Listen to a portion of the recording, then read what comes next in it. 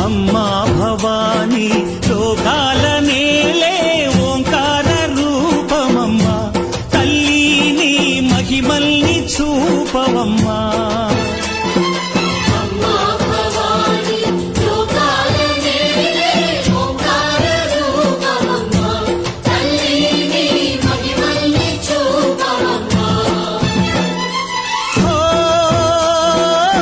సృష్టికే దీపమా, శక్తికే మూలమా, సింహరథమే నీదమ్మా. అమ్మ దుర్గమ్మ భక్తులను దీవించుమా.